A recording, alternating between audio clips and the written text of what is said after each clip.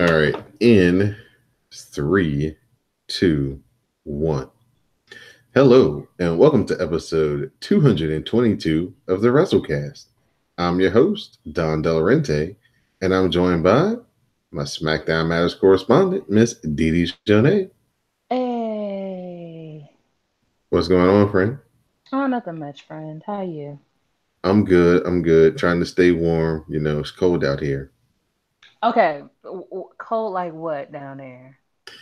Right now, I think it's like 24 degrees, somewhere around 20, there. 24 degrees. I will see your 24 and I will raise you an 18. Yeah, an 18. No, that's pretty rough. Yeah, It snowed too. not around me, but it was 2 degrees yesterday. So, Two, two. like one, two, Yeah, two. with the sun out. Yeah, Ooh, that's rough. yeah. It wasn't fun. Mm, Not at all. mm. Glad you got out of work early. I know. Looking Actually, up. no. Oh, that one day. Yeah, that day was great. They thought it was gonna be a whole bunch of snow. It wasn't, but I was like, yes, lots of them. Hmm. Well, glad that you're here to join me, as always, here on the WrassleCast. You can find the WrassleCast on the CSPN at www.cspn.us. So, Miss Dee Dee Jonee, coming off of the Royal Rumble weekend, we usually Hmm. don't, lead the show off with any news because we have so much to review and talk about. Hmm. But then Dean Ambrose said, "Hold my beer," because the news broke that he's going to let his contract expire and he plans to leave WWE shortly after WrestleMania. Okay, I'm fine with that. The reasons around this departure seem to be, imagine this, he's not happy with the direction of his character. Shocker. He feels that he could be doing more Hmm. creative freedoms, I Same. guess. Yeah. So, as I was watching Becky Lynch on SmackDown, or maybe actually, yeah, it was on SmackDown because the news broke like on Tuesday afternoon. Hmm. So I was thinking to myself, if they would have let Dean Ambrose maybe do kind of something like Becky Lynch is doing right now, maybe he Hmm. wouldn't be letting his contract expire. Maybe. So I don't know where he'll end up. Maybe AEW. Maybe he sits out for a little while, lets his body heal back up if he's, got any nagging effects from the shoulder surgery. Yeah. And then we'll see where he goes after that. Question: do you think Renee is leaving as well? I don't think that would have anything to do with it. I think Renee's under contract, so, she's in a pretty good spot. Mm.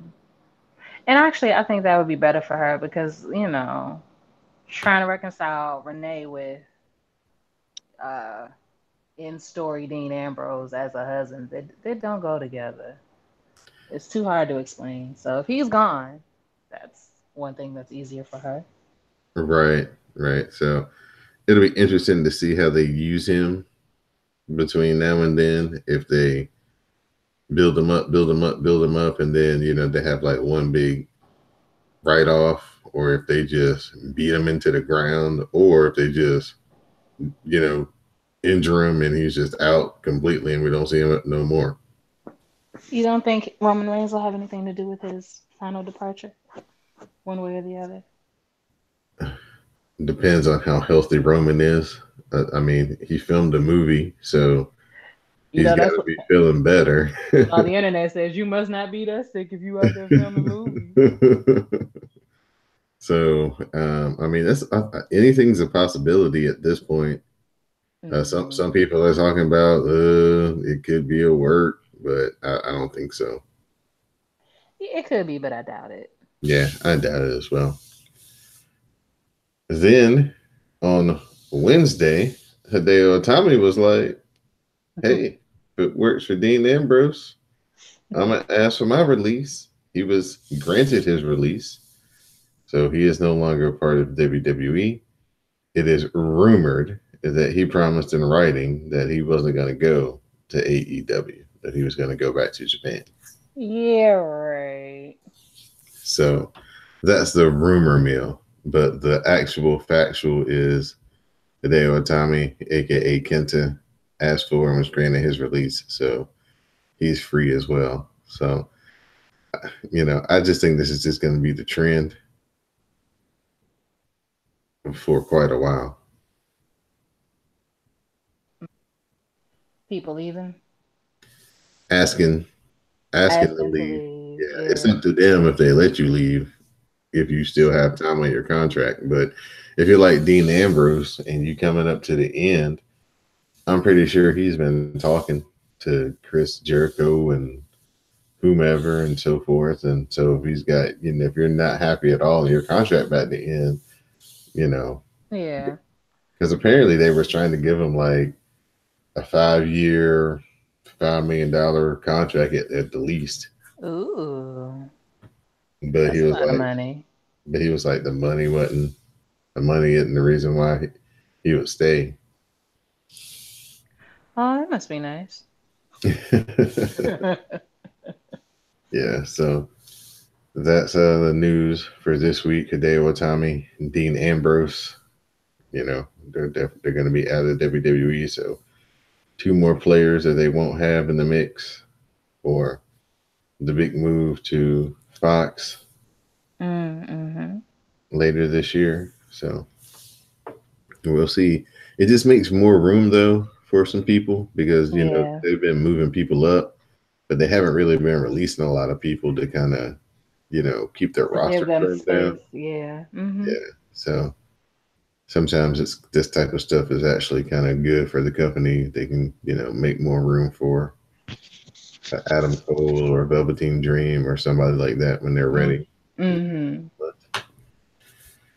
So speaking of those guys, Yes. we'll get into NXT Takeover Phoenix from this past Saturday. Thank you to everybody who joined the live tweet hashtag Cast Takeover.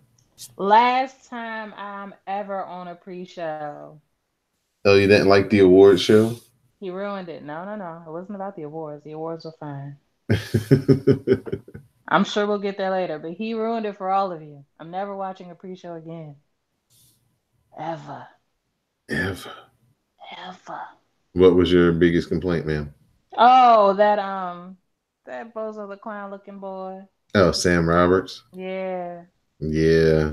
Yeah. And I live a kayfabe life, and I don't know if he was kayfabe or not, because the way he was like jumbling over them words, it felt like he had words on his spirit. And I just ain't got time for the shenanigans. Hmm. So we'll get into the proper NXT Takeover edition part of the show as we have the Undisputed Era defending their NXT Tag Team Championships against the War Raiders. Roderick Strong goes up for a superplex that connects. Kyle O'Reilly follows that up with a diving knee that gets a near fall. We get a series of strikes from the champs on Hanson, and the Olympic slam from Roddy gets a 2 count. Roddy then hits a knee that breaks up a Hanson move. They nail the high low, but Hanson kicks out. Hanson uses his agility. He hits a handspring double back elbow, and then we get the tag to Raymond Rowe. The War Raiders hit their power slam power bomb combo. Then they heist Kyle O'Reilly up on his shoulders, and they connect for the fallout. And the War Raiders are the new NXT champions. Yay. It was a good run by the Undisputed Era. They had to lose sometime. Yeah, I guess so. They could have stretched this out though because this was their first one-on-one matchup, but Hmm. maybe they'll have a rematch on like NXT or something. Personally, I was just shocked to realize War Machine and War Raiders aren't the same people. Yeah, they are. They're just different Oh, they names. have different names. But wait, Mhm. wait, wait. No, no, no. Who them fat people on SmackDown then? Oh, heavy machinery. Heavy machinery. Oh, yeah. Too many names. There you go. All right, now I'm clear. Great. All right, let's move. Next up, Cassius Ono faced off against Matt Riddle. We get a moonsault by Cassius Ono, followed by a big boot and then a big boy senton. He tries a second senton, but Matt Riddle catches him in the rear naked choke. Ono rolls to the ropes, and then Ono offers to fist bump while he's on his knees. Matt Riddle greets him with a knee strike, and then he puts him in a sleeper suplex. We get some MMA elbows, and that forces Cassius Ono to tap, and Matt Riddle is your winner. So is the WWE really like MMA now? Like that's the wave? To be honest with you, that's what wrestling should have evolved into instead of everybody doing all these dives and Mm, jumping over the ropes. Everybody should have been evolving into submissions and locks and holes and things like that. and fights. Right, Okay. right. Okay, if you look at it like that, I guess it makes sense. Because I'll just break it down to you like this: the best MMA guys are usually really good wrestlers first. Their Mm, background comes from wrestling, mm, so that's kind of the take on it. And then they kind of evolve themselves from the mat, and then they build themselves up to be good at standing up. But most of the time, they're really good at wrestling, and that's what mm, wrestling should have evolved into. Now, what UFC does better than wrestling right now is if they can understand how to make their big fights seem really big, they can really hype they're learning how to hype their shit up like wrestling used to. mm, mm. Like Conor McGregor, Yeah, like yeah, a lot of his stuff is straight old school, wrestling type stuff. yeah. But doesn't it help? They only wrestle like once or twice a year. Yeah, that helps, but that's the way it used to be for, the championship matches back in the day. I don't think that's sustainable for us because imagine if that was the case, we would actually like Brock Lesnar. It's just that people have been conditioned through the Monday night wars Mm, that, oh, the championships got to be on the line every week. When I grew up, not only did you rarely see a championship match, oh my gosh, on TV, it was rare to the rare to the rarest of occasions, especially okay. like the world championship. Now, they had like a TV title that they would defend every week. So like you would be the best wrestler on TV, and that was kind of like their version of the Intercontinental Champion, like the best wrestler, pure wrestler in the company would have that belt, and he would wrestle on TV every week, and you had to beat him in like 15 minutes. If you couldn't beat him in 15 minutes, then he would retain the title. So a lot of those matches would go to like draws. I see. Yeah. So speaking of guys who evolved into one guy's more of an MMA and submission guy to one guy who was the high flyer, Ricochet, defending his North American Championship against Johnny Wrestling, Johnny Gargano. Ricochet misses a Phoenix Splash and eats a super kick. Johnny tries to spin into the Gargano escape, but Ricochet slams him down and puts Johnny into the Gargano escape. On the apron, Johnny shoves Ricochet into the ring post. Johnny looks at the concrete floor, which he exposed earlier, and Johnny gives Ricochet a brainbuster on the concrete floor. Johnny rolls a battered and beaten Ricochet inside, and then Johnny hits the slingshot DDT, and Johnny Gargano is your new NXT North American champion. Uh, Another fantastic match by Johnny Gargano. He is really just one of the best at putting together a singles match, especially at Takeover. Ricochet doing Ricochet things. I think everybody's impressed with him, even in the loss. So, undoubtedly, everybody's match of the night. Your thoughts, Miss DD Jenny? Oh, it was a wonderful match.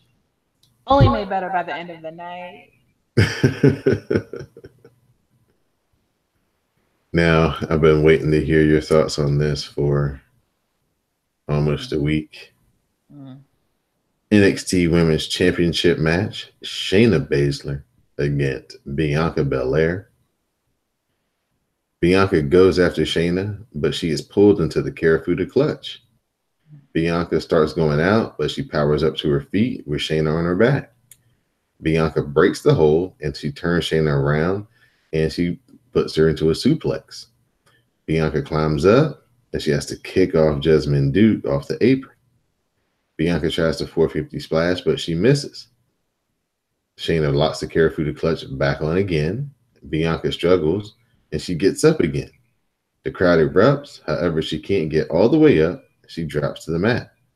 She tries powering up one more time and does so, but she finally passes out, and Shayna Baszler retains the NXT Women's Championship. mm. Now, Let yes, ma'am. Go ahead. no, Go no, ahead. no. You no, you go. The floor is yours because I was going to lead you in, but the floor is yours. I don't have much to say.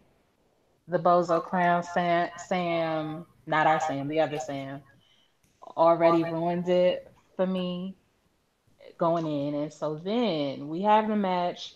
I kind of figured in my head it wasn't going to go the way most of the WrassleCast family wanted. But let the record show Bianca pinned that girl for about 7 seconds. That's one. Shayna Baszler needed two extra bitches to help. That's two. She almost got out of the damn sleeper hold. That's three. So that's all I got to say about that. Oh, also, I saw the whip mark from the ponytail across her ribs. That's four. I know that in the live tweet, you weren't a fan of the stage is too big for her story that they were telling through the announcers. Um, he said something to the effect of it's a useless match, and I don't know if his intimation was, of course, Shayna's gonna win, right? So if that's your feeling, if I don't know if, and again, I don't know if this was his personal opinion or if this was his opinion as I'm the heel commentator. I don't even know. I don't know if he even is the heel commentator. I don't know him. Does he even go here? I don't know. But if your thought is she's not gonna win, you can wrap that into she's not gonna win because Shayna's demonic. You're not gonna win because Shayna has no mercy. You're not gonna win because Shayna likes to hurt people. You're not gonna win because Shayna rolls with two other bitches. You're not gonna win because as good as you are as an athlete, you're not good at MMA. Why would you say you're not gonna win because you're not good enough? Excuse me? Who the fuck you think you're talking to? Like that's I don't something about that don't sit right to me as a storyline. It almost sounds personal. And since 2017, I've been real cautious about what them people be saying, and I don't trust them, and I don't like it. And I'm just glad Bianca ain't my family, cause he'd have heard from me. And that's that on that. All right. There you have it from Miss Didi Jonay. Main event time. Tommaso Ciampa is defending his NXT Championship against Aleister Black. My favorite person. Ciampa exposes the concrete just like Johnny Gargano. He argues with the referee, opening up the door for Aleister Black to hit a Meteora off the apron. The Black Mask connects, but Aleister Black is too hurt to cover instantly because Ciampa's been working on his knee. As he gets to Ciampa, the champ rolls onto his stomach so he can't get pinned. Ciampa pulls the ref in the way of a second Black Mask attempt, and it misses. Ciampa eats a knee, but then he hits the draping DDT and the fairy tale ending for a near fall. After a third fairy tale ending, Ciampa goes for a fourth, but Aleister Black gets out with the kick. Aleister Black misses a Black Mass attempt because his knee gives out, and Ciampa It's another fairy tale ending, and he gets the win and retains the NXT Championship. So, Didi, before we talk about the ending segment, Hmm. what were your thoughts about this match as the champ retained?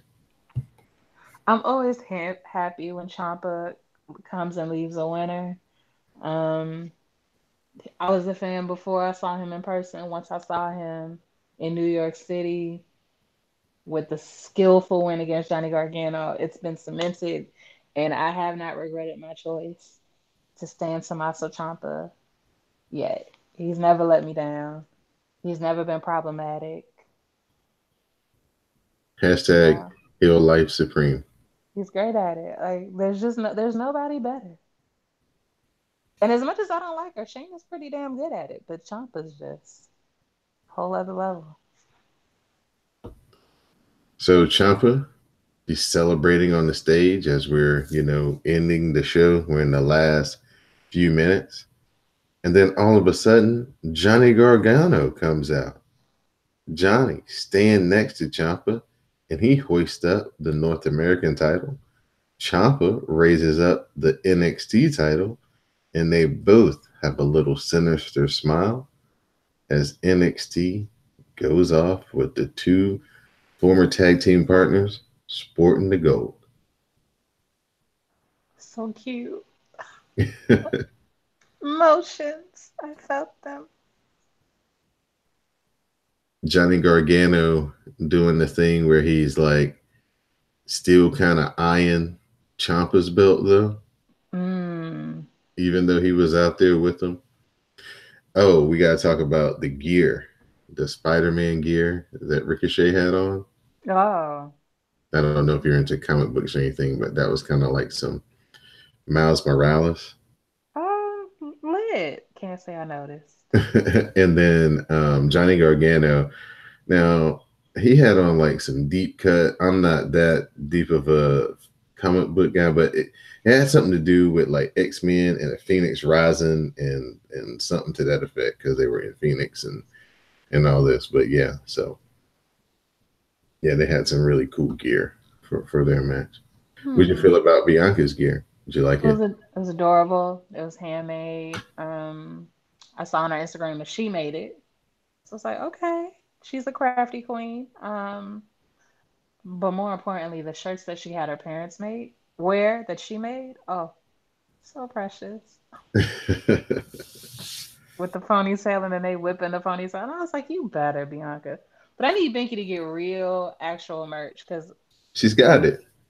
does she? She It act like she just ain't had that much. it Is it just ugly?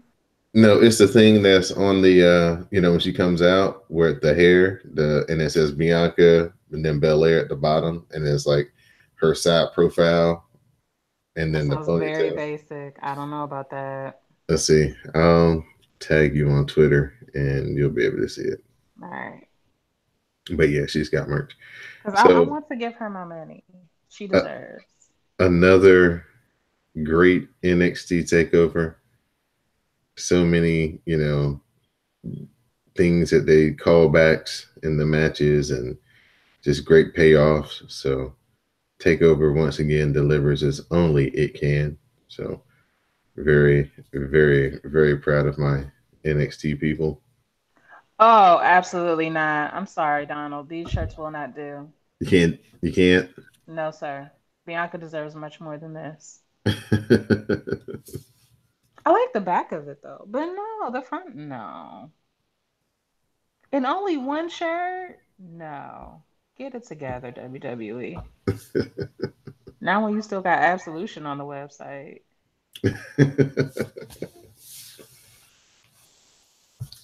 This is the WrassleCast. This is episode 222. I'm Don Del Rente. I'm joined by my SmackDown Matters correspondent, Miss Edie Jonet.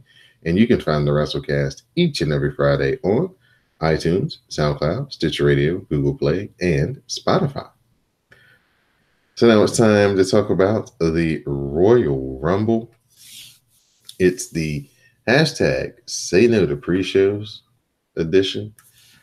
So we'll start with this weird non-tag team match between Bobby Roode and Chad Gable versus Razor of the AOP and Scott Dawson. And basically, the premise was if Razor and Scott Dawson won, Mm-hmm. then they would earn, I guess, like a triple threat match at a later date versus the tag team champions. They really didn't explain this very well. Oh, okay. Okay, because Akam, the other guy from AOP, he's hurt right now. So that's why we haven't been seeing them lately. And that's the reason why we have this weird mismatch That makes sense. of a of a combination. But uh long story, not so long.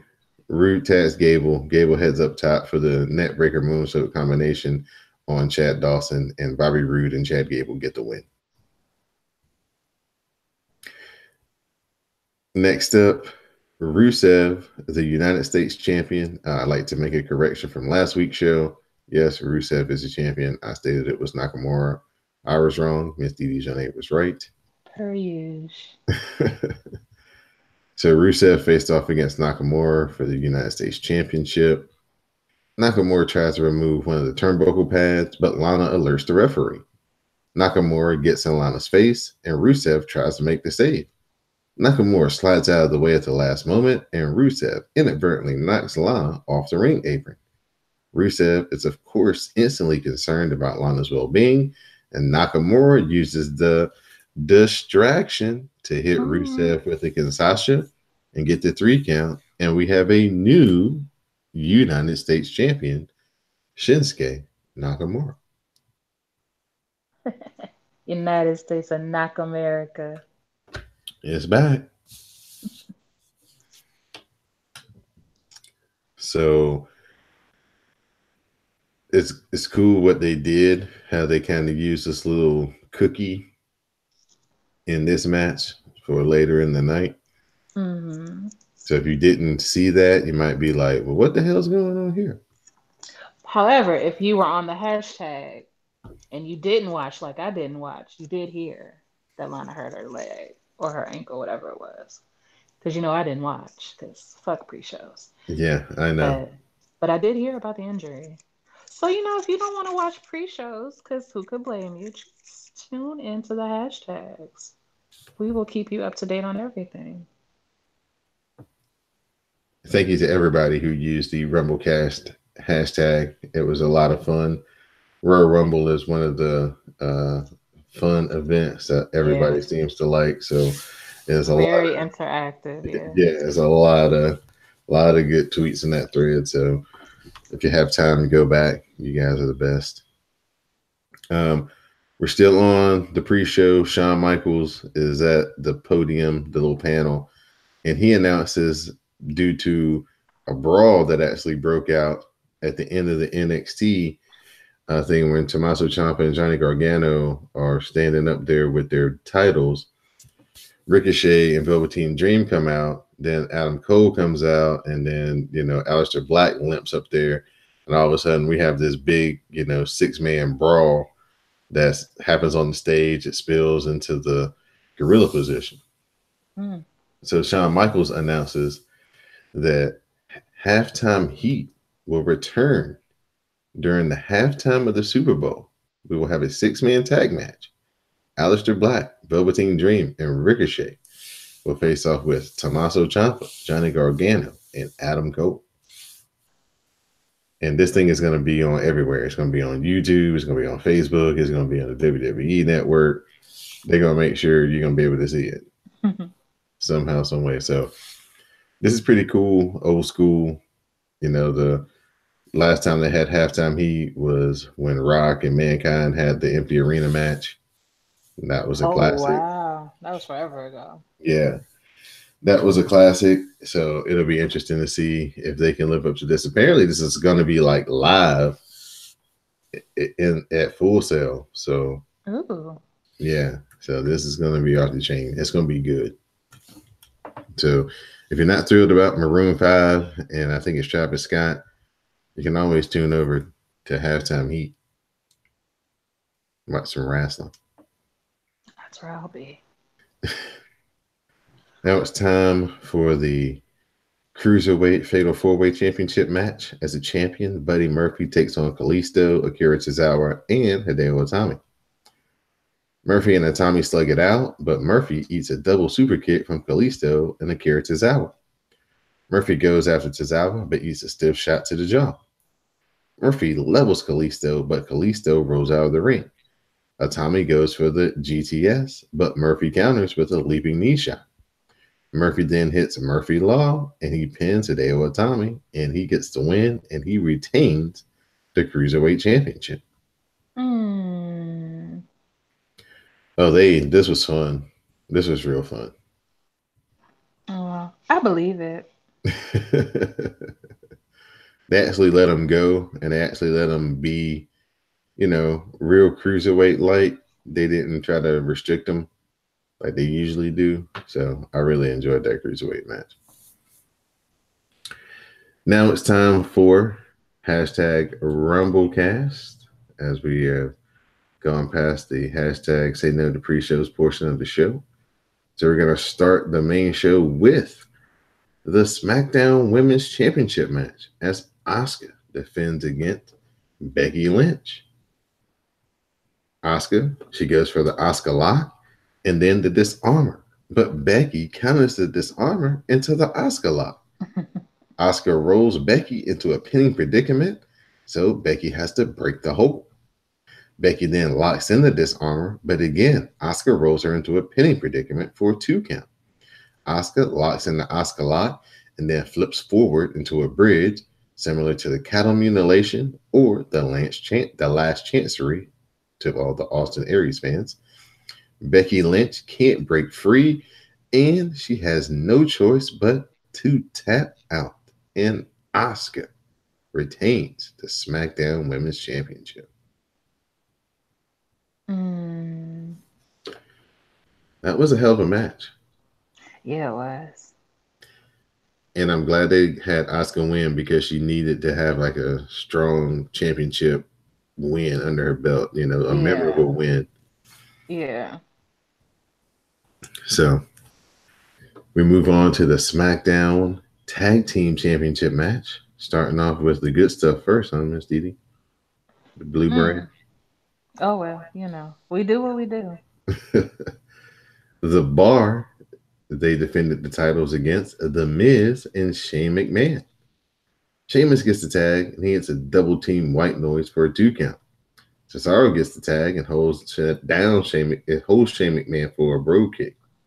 The Miz pushes Cesaro, and he takes the bro kick instead. Miz levels Sheamus with a skull-crushing finale, and Shane McMahon heads up top, and he hits a shooting star press on Cesaro, and that gets the pin, and Miz and the Shane McMahon are your new SmackDown Matters Tag Team Champions. I don't know why they're champions, but the shooting star press was flames. It was perfect. And he's like 50. And it seemed like it took less of a toll on his body than trying to do the coast to coast. Yeah, I feel like the coast to coast means you have to jump, what is that, about 10 feet across? But, a shooting star press is no small feat. So, Shane is just... Yeah, ask Brock Lesnar. That was a comment on the timeline. That Shane at 50 does a better shooting star press than Brock did at 25. To which I said, well, that's because only one of them really loves wrestling.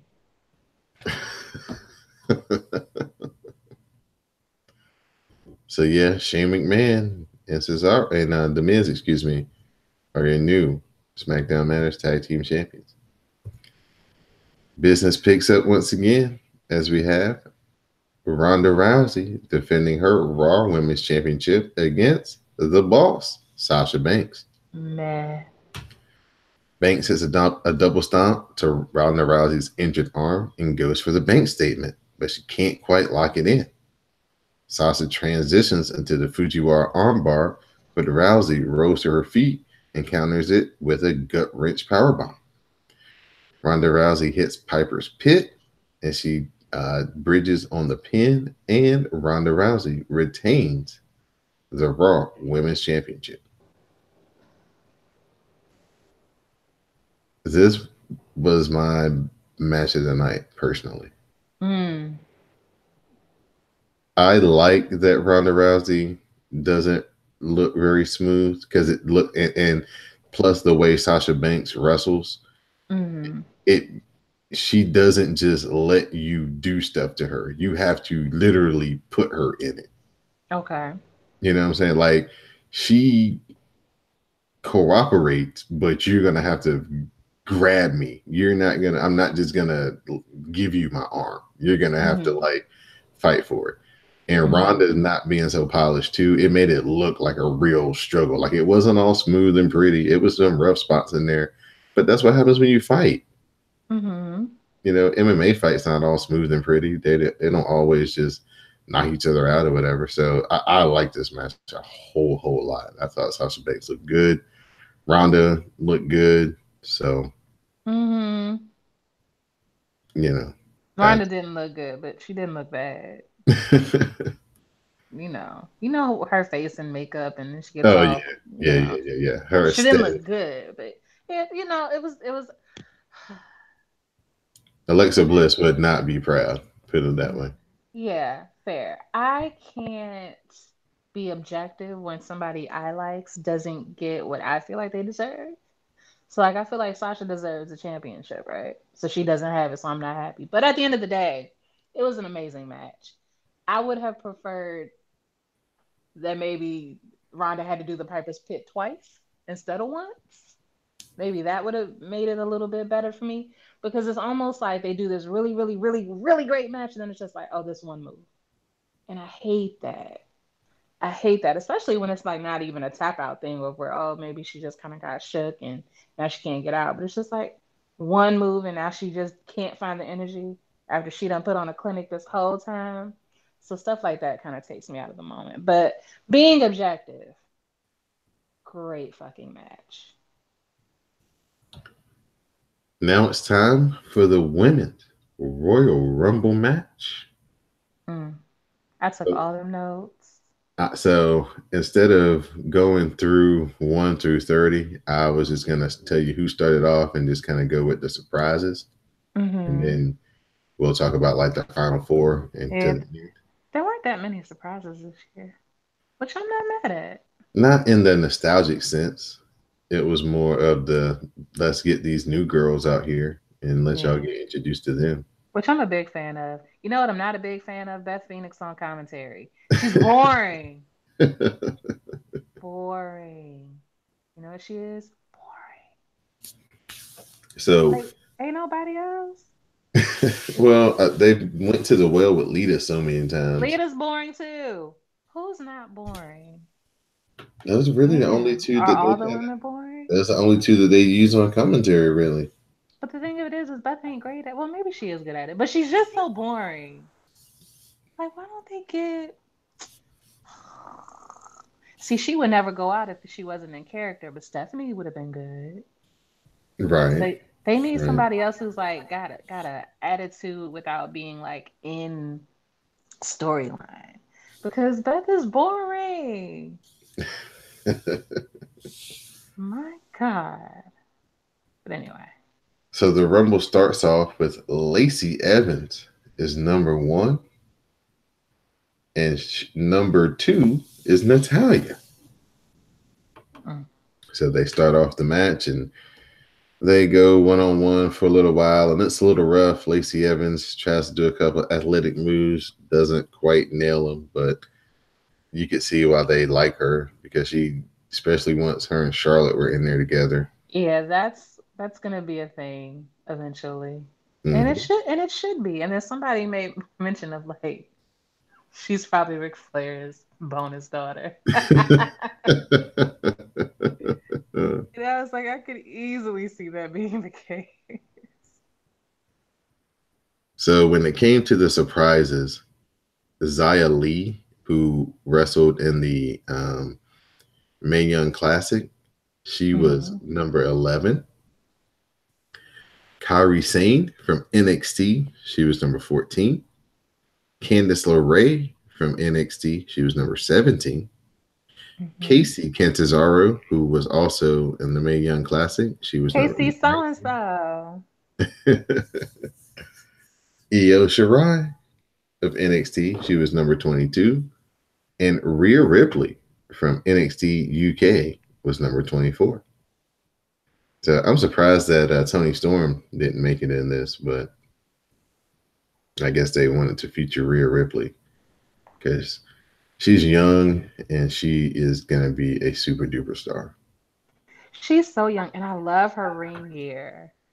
I was like, her ring gear is lit. Women should take notice. So the hot spot of the Royal Rumble is Naomi. She's number 16. And y'all know what she did. She immediately went after Mandy Rose. Hmm. Naomi drags Mandy Rose to the apron. She lands a kick, and then she dumps Mandy off the apron and eliminates Mandy. But Mandy pulls Naomi off the apron. Naomi hits a Hurricane Rana, and then she does a handstand over to the barricade to avoid elimination. Naomi walks across the barricade. That thing was wobbling and weaving. Hmm. And then she does a leap of faith to the ring steps. All the while, she's avoided being eliminated. And then Mandy Rose comes around and pulls Naomi off the steps, and Naomi is eliminated. When I tell you, I was very annoyed, but no part surprised because I was like, "Where's Mandy?" Like the whole time all of this was going on, I was like, "Where is Mandy?" Like I just knew she was gonna push that girl off into the crowd when she was walking on the barrier. So when she got to the stairs, I was like, "Whew." And I thought she was gonna get a little closer than she got before Mandy came around. So I can't say I was shocked, but good job. Yeah, that was sweet. Like I would have preferred Naomi been in the match a little longer, but you're not beating that spot. Well, Casey Sonestar had a good spot too, but besides that, but she's fucking. Yeah, Casey got thrown out, but the way she landed, her feet never hit the ground. Like she landed her butt, but her feet were still up in the air. So she Hmm. did like a crab. So she did like some type of push out into like a handstand herself. And then Hmm. she wrapped her legs around the turnbuckle and did like a spider sit up and climbed back up the ring post and got back in the ring and then got dumped back out by Rhea Ripley. That was pretty cool. Yeah. So Lana, she's number 28, and she is slowly hobbling her way to the ring after being severely injured when she got knocked off the apron during the match in the kickoff show for the United States title. All of a sudden, here comes Becky Lynch. Becky Lynch argues with Finley, and she convinces him to let her take Lana's spot in the Royal Rumble. So that place went banana when she came out there. Hmm. So we're down to the final four. We have Charlotte Flair, Bayley, Nia Jax, and Becky Lynch. Nia Jax goes for a Samoan drop, but Charlotte Flair hits Nia Jax with a big boot, and Nia then dumps Bayley out for an elimination. So the final three are Charlotte, Nia, and Becky. Flair and Lynch brawl in the corner, but Nia Jax splashes them both. Charlotte Flair lifts Nia onto her shoulders, but she can't get her over the top rope. Becky's on the outside, but she hasn't been eliminated. Then Charlotte dumps Nia to the apron, and Becky pulls Nia Jax off the apron, and Nia is eliminated. Yeah, she It's did. down to Charlotte Flair and Becky Lynch. Becky starts to walk up the ring steps to get back in the ring, but Nia Jax knocks her back to the floor, and Becky tweaks her knee when she lands on the floor from off the steps. Becky can barely stand, but she finally gets into the ring. She tells the ref that she can go, and Becky squares off with Charlotte Flair, but she's only got one good leg. Wait, this is the moment where she said, "I can go," and every doubter on Twitter said, "Can you go?" With a big old question mark. Charlotte Flair chops blocks the injured knee and then wrenches on it. Flair ties up Becky in the trio woe, and then stomps on the injured knee. Charlotte grabs the leg, but Becky hits a desperation into Guri. Becky whips Charlotte to the apron, but Charlotte takes out the leg from the apron. Charlotte goes for the big boot, but Becky low bridges the top rope. Charlotte tumbles to the apron. Then Becky knocks her to the floor, and Becky Lynch wins the women's Royal Rumble. The crowd goes wild. And Oh, everybody on Twitter who's friends with the doubting people good, she can go. But she can't. yeah. So let me guess which camp you were in. Listen, I sent a text and a tweet to a few people. This was very exciting. It was very well done. It was great.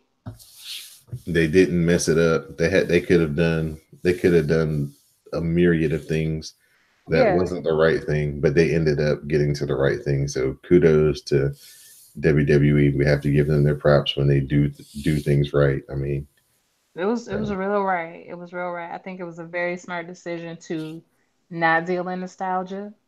Michelle McCool is great. Kelly, so on and so forth. But if it's a women's revolution, then you need to showcase what you have, and it's obvious that they have a lot. They have a lot, and so I think it was great that we got to see what all they had. hmm I agree. I agree.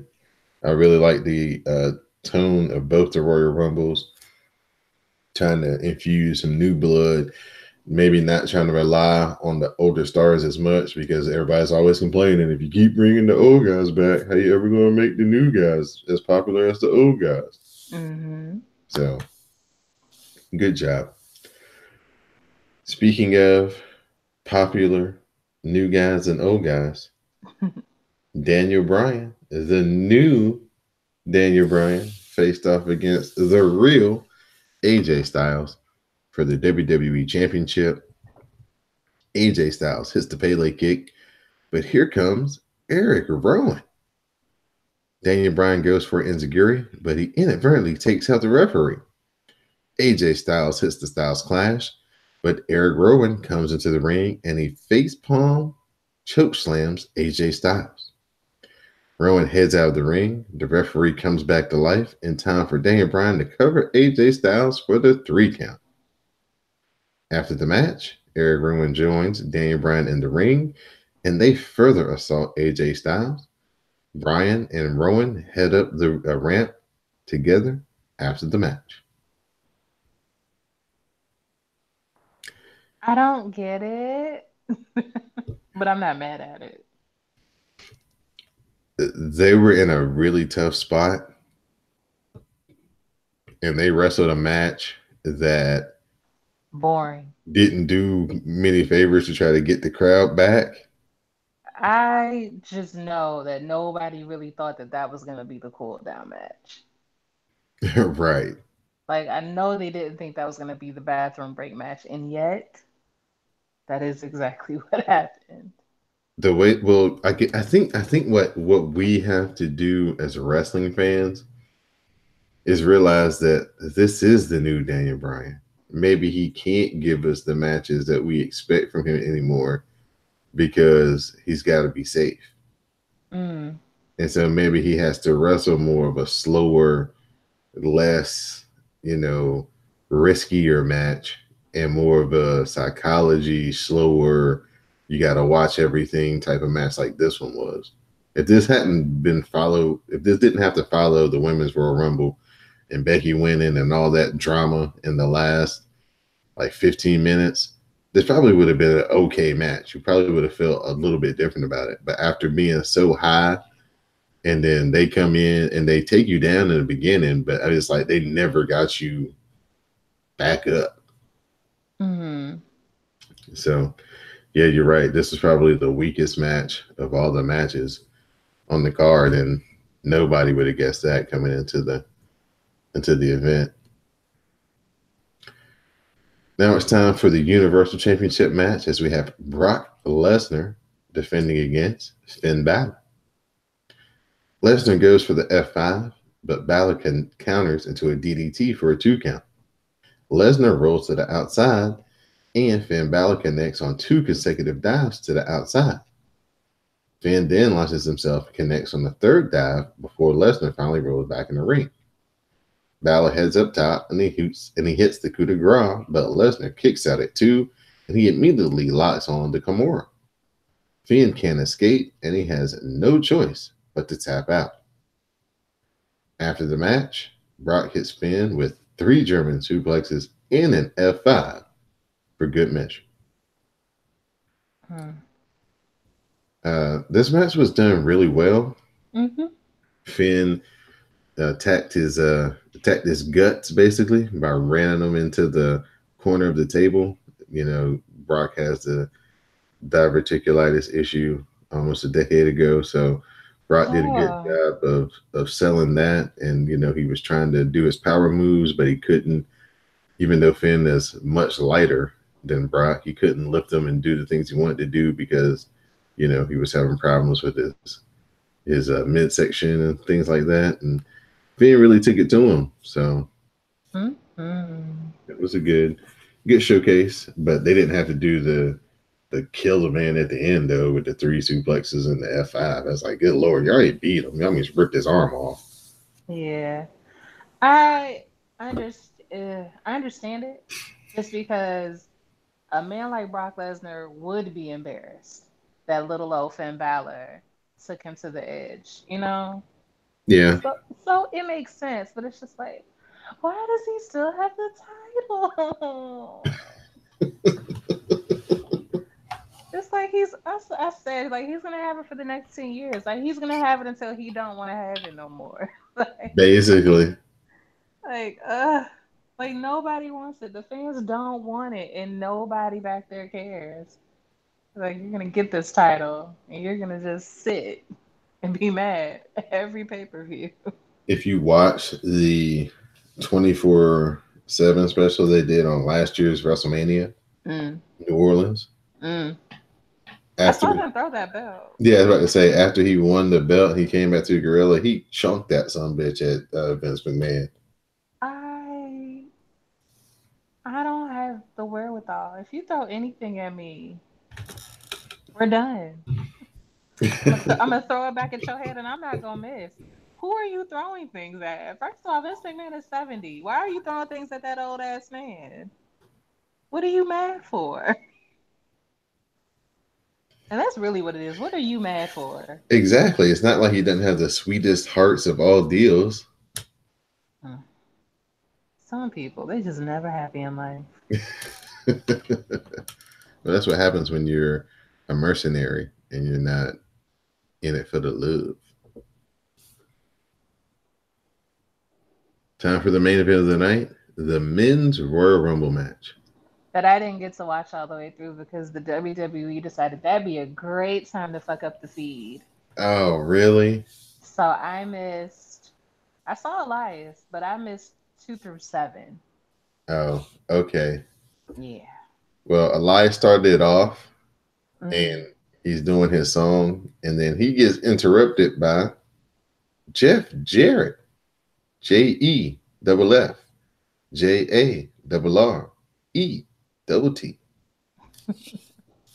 Jeff wants to sing a song with Elias to interrupt him.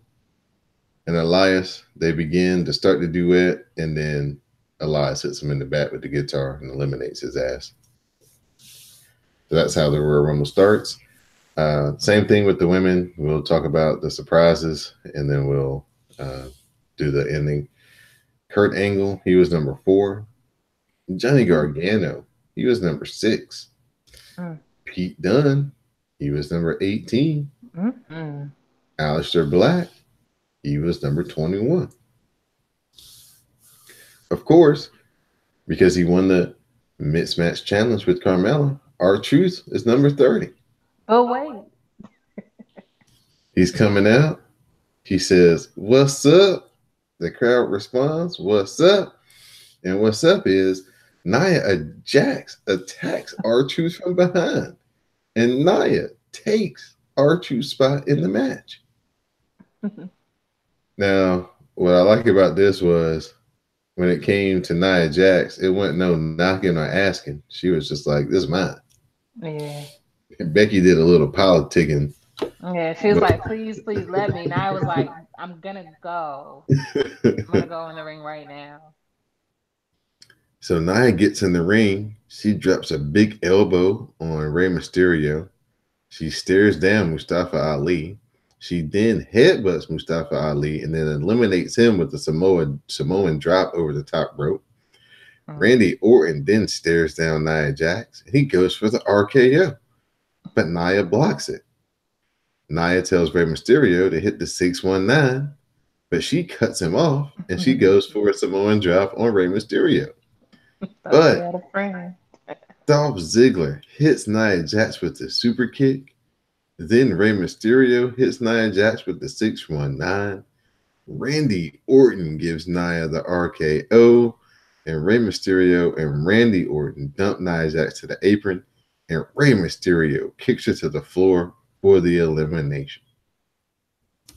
So before we move on, Miss Didi Jonay, Mm. what did you think of Nia Jax really infusing some life into kind of a dull Royal Rumble up until that point? I was very confused.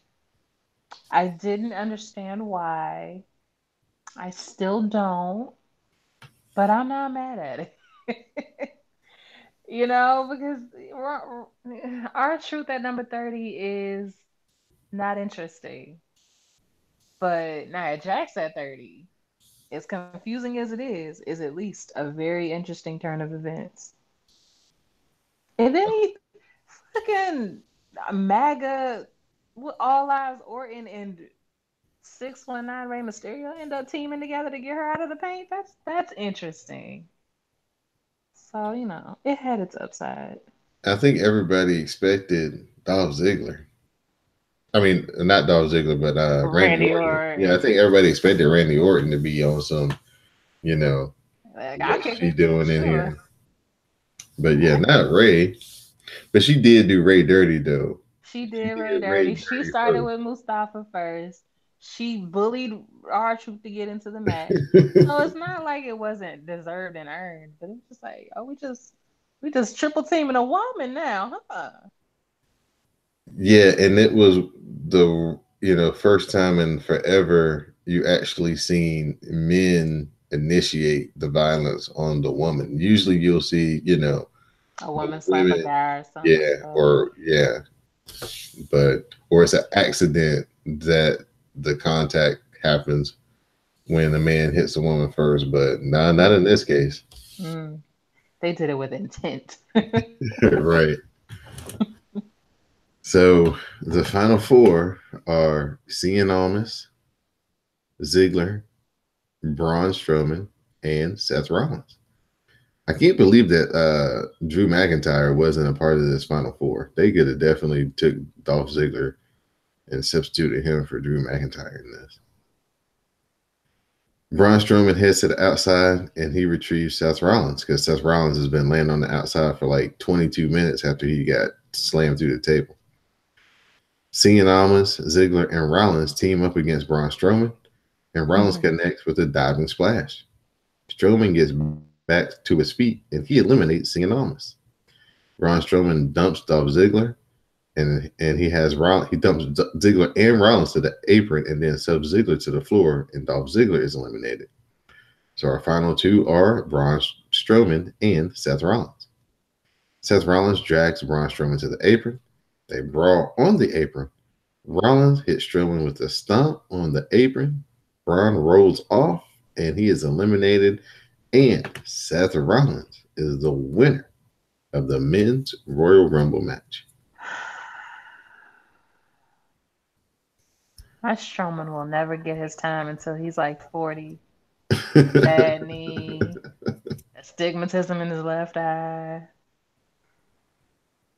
Like, I just. But I'm happy for Seth. Seth deserves, sure. Yeah, I feel the same way. It feels like the thing they always do. By the time Braun gets the title, he's not going to be hot no more. Everybody is going to be like, you damn teased us so many times.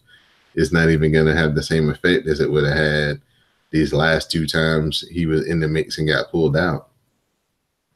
Hmm. So overall, this is a pretty good event, all in all, pay per view wise. I had fun.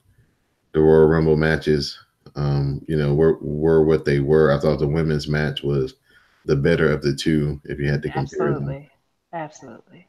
So, and that's a major part of this company right now is the women. They're carrying a lot of what's happening on WWE, the good parts anyway. Especially the man. Oh, we mention what Sasha, not she didn't necessarily do anything, but the motion that Sasha made when she left Oh from yeah, yeah. Ronda. Ronda tried to do the good sport, sportsmanship handshake thing, and Sasha flashed to that full horsewoman sign. I'm excited. I'm So excited. they teasing. My thing is, if they laid on four horsewomen, we can always do the four horsewomen of Japan Oh because yeah, they got them. yeah they do, they do.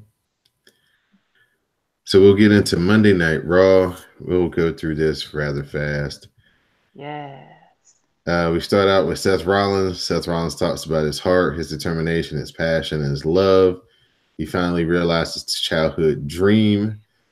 He said he wasn't going to do it, but he said this is a once in a lifetime chance. So he points at the WrestleMania sign. Triple H comes out. He says he's glad that Seth lived the dream, and he pointed at the sign. He said he would have been disappointed because he knew this was Seth's dream. Triple H said he looked in his eye a few months ago, telling him to bring back the old Rollins, and that's exactly what he did, and that's why he challenged Seth. So he says he's proud that Seth stepped up, and this Royal Rumble is designed to test people's limits. Seth passed the test, and now he has a decision to make. He says he'll give him to the end of the night to figure out who he's going to face. He says that Daniel Bryan is in the building, Brock is in the building, and he needs to know whose ass Seth is going to kick at WrestleMania. And that's when Dean Ambrose comes out. Dean says that when him and Seth were riding around Florida driving beat up cars, Triple H was a hot shot. He said Dean always believed in Seth Rollins, and they promised to take over the WWE together. He said Triple H never believed in Seth Rollins, but he did. um, Triple H butts in and says, "Oh, y'all are brothers? Like, when you stab Seth in the back while your other brother announced he had leukemia?" Dean says that the combo doesn't concern him. Triple H says everything in this ring concerns him. Bloop. Dean says that Seth is a suck up. He's changed. Look at him. Pure kiss ass. He says, "Go on, headline WrestleMania." Dean said he hoped Seth beats Brock or Daniel Bryan, but he says the only person Seth has never been able to beat is Dean Ambrose. Triple H, he smirks, he walks away, and Dean follows him out of the ring and wonders if he says that first he asked him, he said he heard that Triple H had some stroke around here and he wanted a match. So Triple H like smirks and he starts to like walk away like, yeah, whatever. So that's when Dean followed him out of the ring and he asked him if Triple H had to ask permission from his father-in-law first. And the crowd was like, yes, he does. Yes, he does. So Triple H, he's all pissed. Dean Ambrose had tested his manhood. So Triple H asked for a ref right now. So we get the match. Dean Ambrose, Seth Rollins. Dean goes for the dirty deeds. Seth counters with the knee to the face. We get a buckle bomb. Rollins then gets a kick to the chin. We eventually get the win with Seth Rollins hitting the stomp on Dean Ambrose. We return with Dean Ambrose sitting on the chair in the middle of the ring after the commercial. He's about to pull a Batista, if y'all remember that from SmackDown, but he's interrupted by Nia Jax and Tamina. Nia gets in Dean's face. She talks some shit. Dean smirks. Tamina stands nearby. Looks like she's about to square up. Dean turns his attention to her and Nia Jax attacks Dean from behind. Dean is pissed, and the refs hold him back. She bullying everybody. I like this new confidence that Nia Jax has. I don't know where she's got it from lately, but it's been real good. So we had a qualifying match for the Elimination Chamber. So we had Tamina and Nia Jax versus Mickey James and Alexa Bliss. Mickey goes for the DDT. Nia shoves her away. Then she has Mickey on her shoulders. Alexa climbs to the top rope. Nia turns her attention to her. Alexa is scared. Nia then grabs Alexa and puts her on top of Mickey, on top of her shoulders. Nia does a squat, and then she hits a double Samoan drop. Nia makes the pin, and Tamina and Nia Jax move on to the Elimination Chamber match to be a part of the tag team championship match for the women. I think they would have to be the favorites, don't you think, Miss Dijon?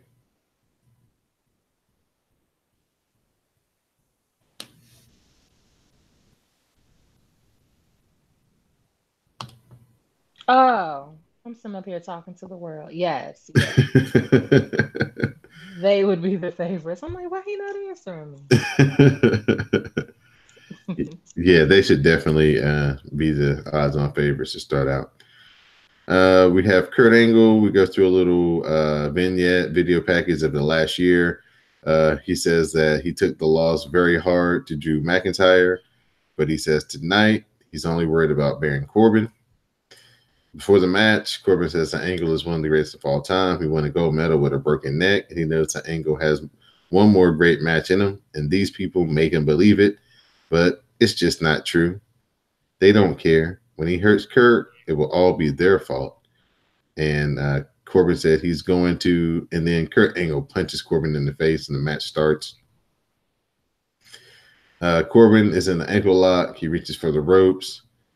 He makes a turn, and he kicks Kurt Angle away. He hits the deep six to Kurt Angle, and Baron Corbin gets the win. Boo. Finn Balor, he makes his way to the ring. Finn says he went toe-to-toe with Brock last night, but Brock Lesnar beat him. Then Brock beat him again. Finn says he never felt the speed and power like what he felt at the Royal Rumble, and today he's hurting.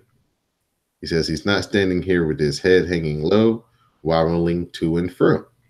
He said, no, it's held high like diamonds in the sky. Okay. He said last night Brock beat him, and then he beat him again because he made Brock Lesnar believe.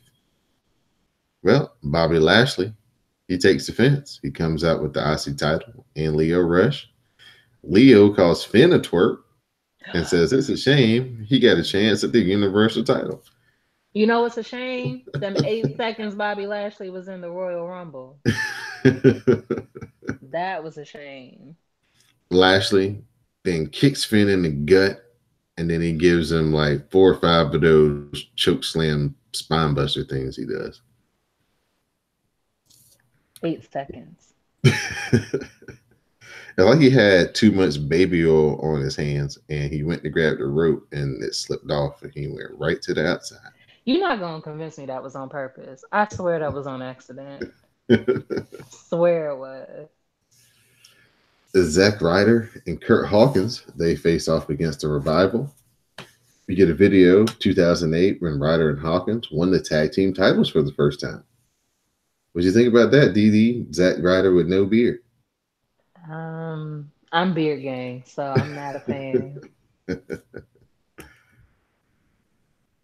We get a tag from Wilder to Dawson. Hawkins doesn't see it. He hits the ropes. The Revival hit the Shatter Machine, and they get the win. Backstage, Daniel Bryan's here. He's got Big Air rolling with him. Bryan is stopped and asked if he thinks Seth Rollins can beat him if he were to choose him for a WrestleMania match. Daniel Bryan says Seth supports air pollution by his continuous chance of burning it down. Bryan says he won't wait until Mania. Daniel will end all of Seth's hopes tonight. Oh, man, him and this damn Save the Planet shit is hilarious. It's necessary. Okay, you didn't see it, but for the work, because this was took place at like a baseball stadium, right? So every Yeah. year, baseball concessions they always come up with some crazy new like gimmick Yeah. thing, right? Yeah, the food. Yeah. Right. Hmm. So they came up with this Royal Rumble thing, which was like some type of like it looked like a shish kebab on a hamburger bun though, and it was like had onion rings and all types of shit on it. Man, Daniel Bryan cuts this promo about it on the pre-show. This shit is golden. Where he's just talking about in Chase Field, I can't believe you. You're gonna have 40,000 people in here indulgent in all of this. And he starts naming all types of bad stuff, cholesterol, this and all that. It's so Mm. funny. Is it the Royal Rumble burger? Yes, it is. Did you see it? Um, Are you looking it up? I'm looking it up. The Googles when you need things. They move very slow. So once you look at it, interrupt me and we'll go back Oh, to bitch. it. What is this? An 18-ounce pork patty. Okay, 18 ounces of pork bratwurst patty, topped with cheddar cheese, applewood smoked bacon, crispy coleslaw, fried onions, and barbecue aioli. Still not enough? Don't worry. It's also served on an onion roll and garnished with fried mac and cheese wedges. Nigga. Sounds like the itis. Truth be told, if you take that down by like half, that could be a move. But what am I gonna do with 18 ounces of pork bratwurst? No. But Take a like take a nap. but like 6 ounces? Let's talk. Yeah, so he cuts a great promo about that Yeah, he wasn't wrong sandwich. about that. Elias is here. Hmm. He says hello, Hmm. and he's curious as to the number of people that would like to walk with him. Me. Quite a few people would like to walk with him. Hmm.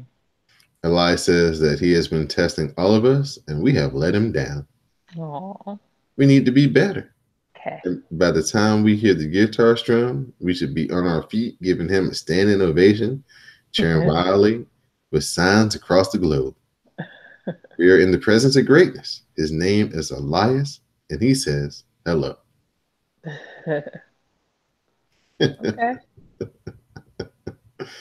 Elias is interrupted by Jeff Jarrett. He calls Elias slap nuts, and he thinks Elias is going to come out here and just have a little concert after smacking him with a guitar last night. He says Elias better not worry about having a problem with these people because Elias has a problem with him. You want him to Mm. spell it out? Well, he will, and he does. So just as Jeff Jarrett begins, his spelling bee, the music of the Road Dog hits. He does his little spelling of his name too. And he's wearing a Becky Lynch the Man shirt. The Road Dog wants to get something straight. Elias only wants to perform for himself. He tells Elias to play with yourself on your own time. And one more thing, if Elias isn't down with that, they've got two words for him. So, as the Road Dog and Jeff Jarrett, they want to sing for God and everyone.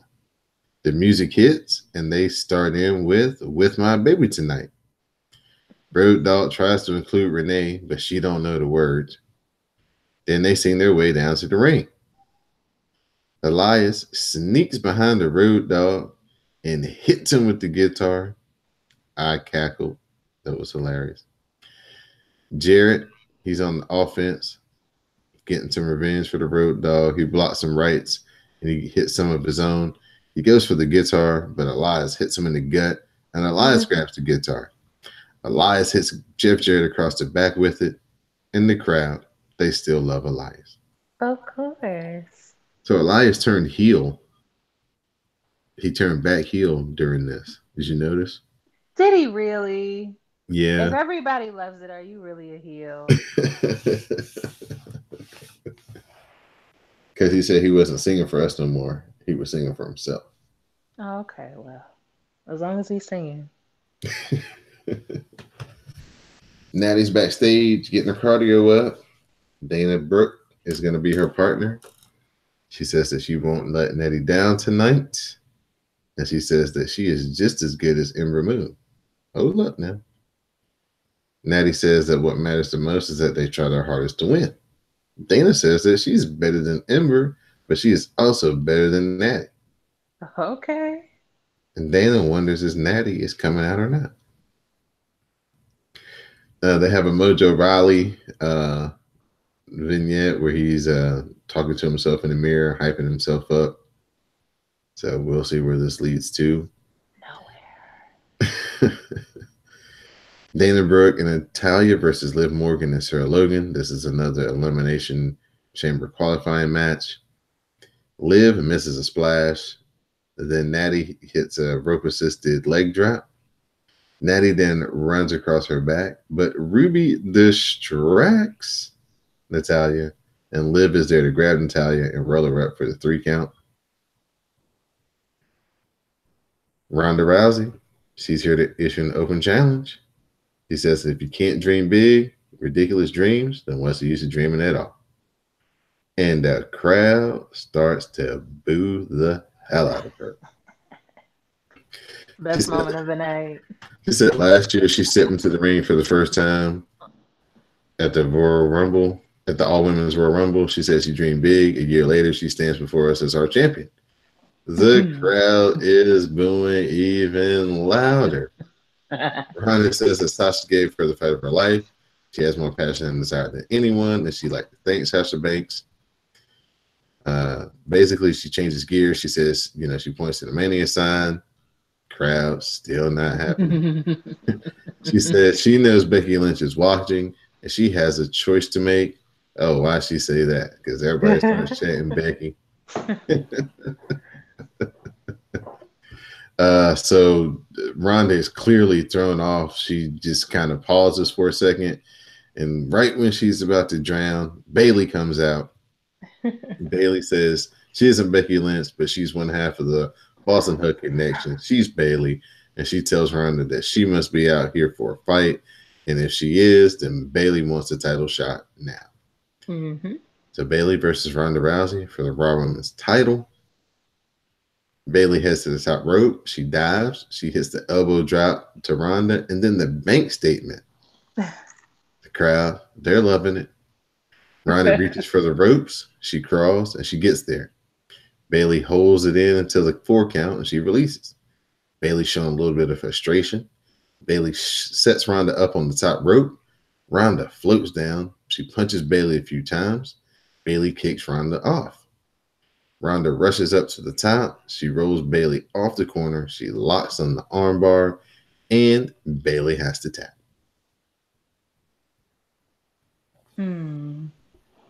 That's sad.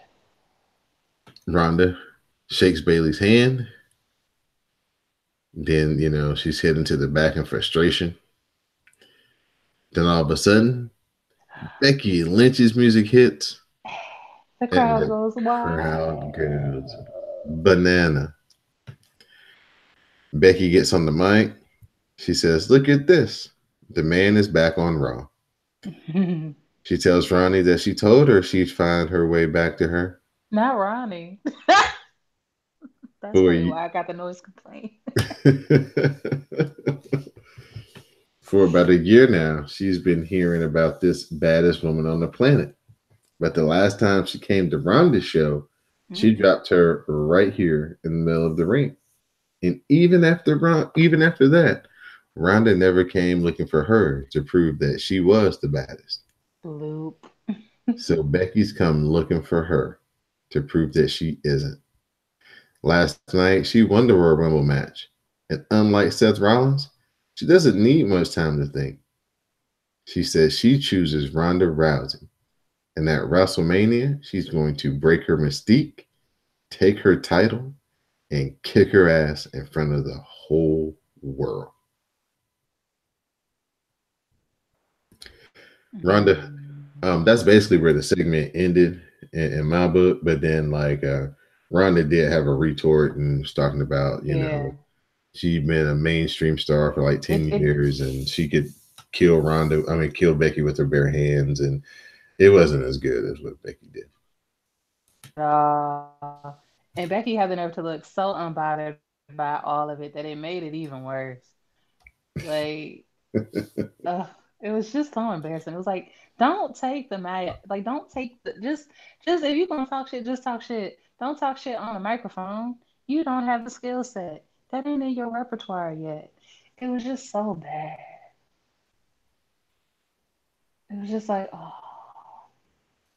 How popular is Becky Lynch right now? let me tell you what. If they get to WrestleMania and it's still a one-on-one match like it should be, and Ronda comes out the winner, they might riot. Yeah, they might throw stuff. They like it might not be like it might be a problem. Like a big problem. Like you know how bad they are when it was like when it came to Roman, it's looking like it's gonna be much worse. Exactly. Like much worse.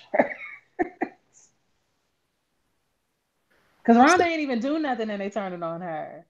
But Yeah, you all she's know, doing is talking. but no, nobody likes a Mary Sue. Nobody likes a winner who wins all the time. So if you hand her this win over the man, oh, oh, it's gonna be all bad.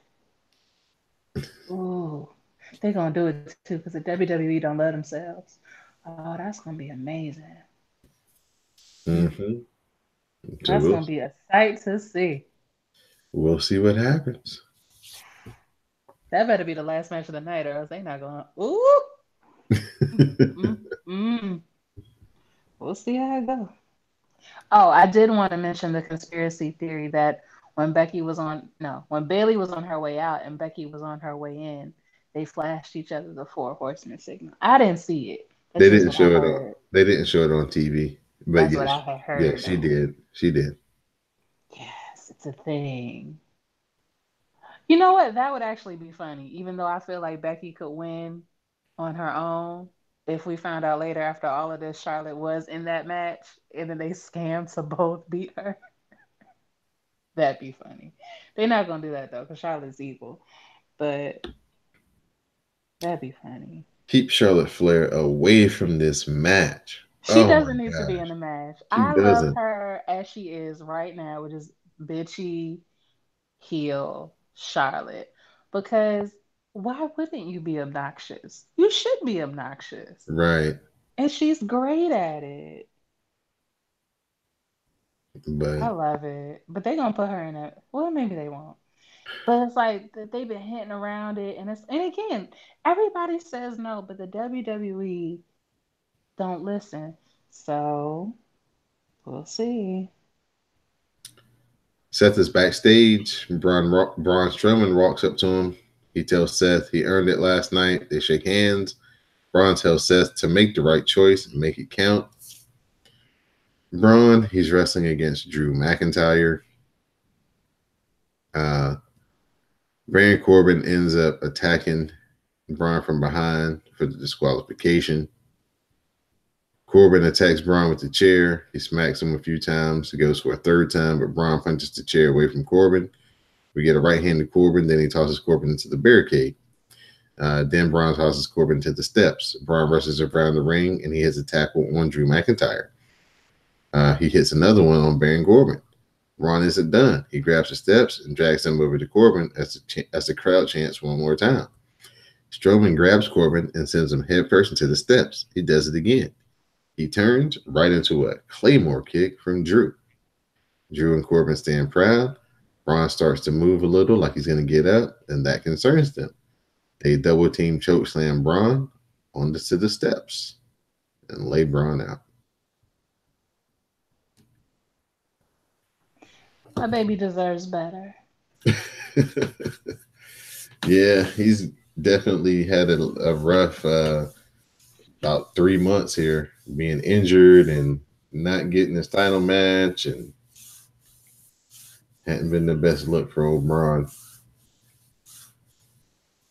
We come back from the commercial to Seth Rollins being announced to come to the ring, but Brock Lesnar music hits. Heyman comes out. He claims that this is the easiest choice to Seth's life. It's so easy to make choices when you don't have any options. Seth only has one, and that's Daniel Bryan, because the last thing anyone wants to do is get into a fight with Brock Lesnar. It takes a special kind of being to withstand the beating that can be delivered by the beast, especially when you get into his house at WrestleMania and try to take away from him what is rightfully, and then we hear, burn it down. Rollins ain't here to talk. He attacks Brock. We get a kick to Brock and another. Seth Rollins hits the ropes and F5.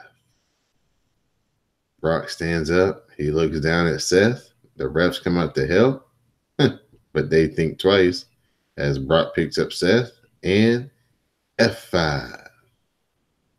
Then we get another F5 and another F5 and then another F5.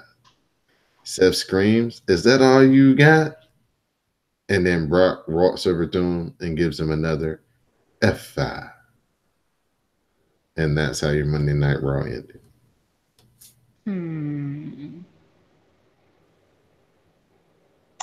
Well, how was it for you?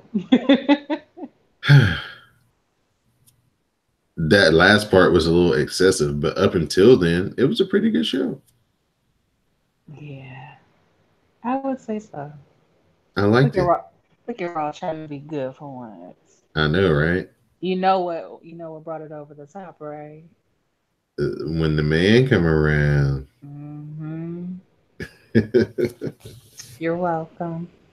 So speaking of the man, let's Hmm. head over to your SmackDown Matters report. As quickly as I can, SmackDown, I believe, is still at Everything's in Phoenix. Yep. still in Phoenix. So Becky's there. She says she couldn't resist looking at Ronnie and her angry little. Hold on. Can we talk about the fact that I've been spelling Ronda Rousey's name wrong the whole time? No, that's what Becky calls her. No, no, It's, no, no, no, oh, no. you mean the way you spell it with the Her H? real name, like there ain't no H in it. How Yeah. was I supposed to know there ain't no H in Ronda? Ah, we should have known she was black. That's some black people shit. Anyway, Becky says she couldn't resist looking Ronnie in her angry little eyes and confirm how different they are. She says she doesn't crumble when she loses.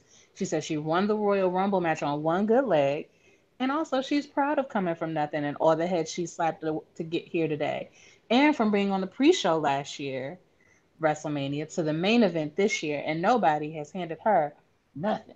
Because we all know Ronnie got handed everything. But also a person who got handed a lot is Charlotte Flair.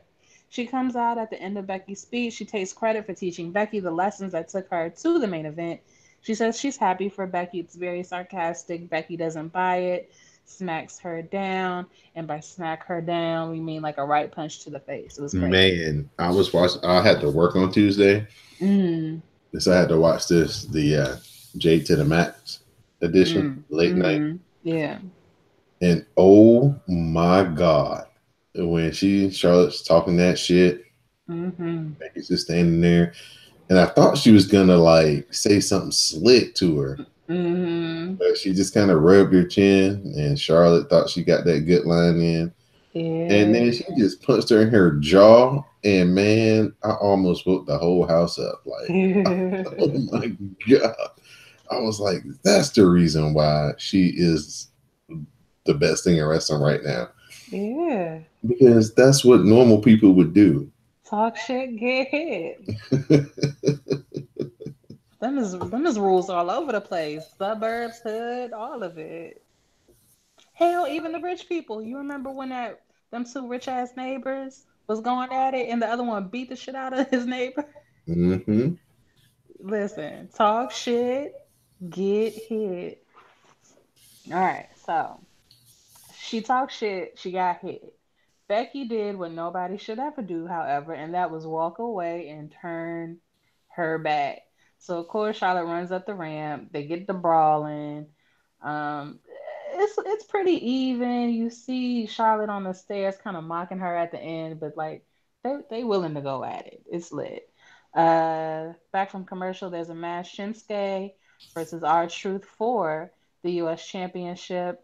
We can cut out all the this and that. All you need to know is that R Truth reversed a landslide attempt into a roll up for a 3 count, and he is the new U.S. champion. This looked Shook. like it was a mistake, but then it didn't look like it was a mistake. I don't know what the hell was going on here. All I I don't know know. is that Archie's won the belt.